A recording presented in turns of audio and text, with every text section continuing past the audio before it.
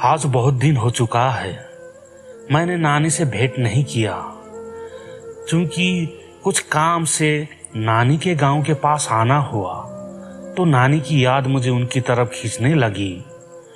मुश्किल से 7-8 किलोमीटर रास्ता होगा, इसलिए बिना देरी किए टूटी फूटी रास्तों से झूला झूलते हुए चल पड़ा। सड़कों पर कहीं गड्ढा, कहीं पानी का जमाव, तो कहीं सड़क ही गायब थी। भला हो इस मोटरसाइकिल का जिसने मुझे घर तक पहुंचाने में सड़कों से विजय दिलाई। गांव में सबसे अनमोल चीज है तो वह है नानी। अब मैं घर तक पहुंच चुका था। मेरी नजरें नानी को तलाशने लगी थी। दूर से आती हुई एक महिला दिखी। उनके सिर पर घास का बोझ था, चेहरा घास से ढका हुआ था। फिर मेरी नजर उनकी साड़ी पर हाथ से बने तारा के बड़ी सी डिजाइन पर पड़ा। नानी, मेरे मुंह से आवाज निकल पड़ी। मैं दौड़कर नानी के पास पहुंचकर उनके चरण स्पर्श किया और उनके सिर से बोझ उतारकर अपने सिर ले लिया। सदा खुश रहो, नानी मुस्कुराते हुए आशीर्वाद दी, लेकिन अगले पल ही बोल पड़ी, आ गई तुझे नानी की याद, और तेरा फोन क्यों नहीं लग रहा है? नानी की प्यारी सी डांट सुनकर मैंने बोला, मैंने अपना सिम कार्ड बदल लिया। हर महीने तो नंबर क्यों बदल लेता है? 6 महीने बाद तो बदला हूँ नानी। चपेट खाएगा तू, अभी 3 महीने पहले भी बदला है। अच्छा नानी, एक बात बताओ, आप सिर पर घास लेकर देख कैसे लेती हो? ढके हुए चेहरे से मुझे तो कुछ दिखाई नहीं दे रहा है। हम लोग बात करते हुए आंगन तक पहुंच गए। सबसे पहले मैंने बड़ी भरकम घास नीचे रखा। वहां मामी सब्जी छील रही थी और एक चचेरी नानी बैठी हुई थी जिनका आंख सूजा हुआ था। मैंने दोनों के पैर छुए। राजू जाओ, नई चाची आई है, उनके पैर भी छुआओ।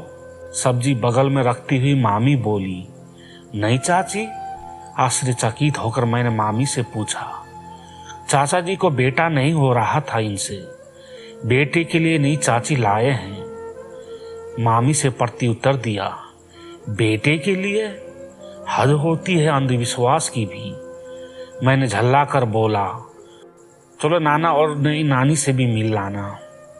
मेरा हाथ पकड़ते हुए नानी बोली, मेरे चचेरे चाचा का घर बगल में ही था, बस एक दीवार थी बीच में, इसलिए घूमकर जाना पड़ा। चाचा जी कुर्सी पर बैठकर चाय पी रहे थे।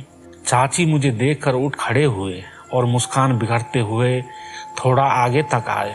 आओ भाभी, सही समय पर आई हो, अभी ही चाय बना है, नानी को चाचा जी ने कहा।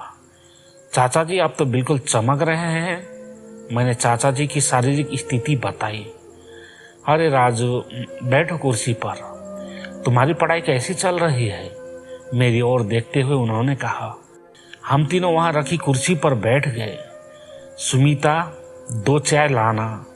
चाचा जी ने अपनी बेटी को आवाज लगाई। आप लोगों की आशीर्वाद से ठीक ठाक चल रहा है पढ़ाई। मैंने चाचा जी को उत्तर दिया, और बताओ बाकी सब कैसे चल रहा है? बाकी सब तो ठीक है, आप बताइए, मेरा तो पता ही होगा तुमको। हाँ, अभी अभी पता चला है। आप लोग इस उम्र में शादी करने लगे तो हम बच्चे तो कुंवारे ही रह जाएंगे। चाचा जी, क्या बताऊं राजू, तुमको तो पता ही होगा, मैंने कोई शौक से शादी नहीं किया। वो तो सब लोग बोलने लगे कि दूसरी शादी कर लो, तभी तुम्हारा बेटा होगा, वंश आगे बढ़ता रहे, इसलिए मुझे करना पड़ा। हमारे समाज में कुछ भी होता है तो वो औरत ही जिम्मेवार होती है।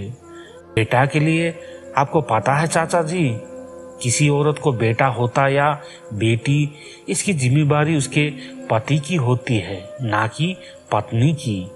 अगर आपको बेटा होना होगा तो एक औरत से हो जाएगा, वरना 50 से भी नहीं होगा। अच्छा, ये बात तो मुझे पता ही नहीं था। तो अब बताइए कि बेटा के लिए अब दोनों में से दूसरी शादी किन्हें करनी चाहिए, आपको या चाची को?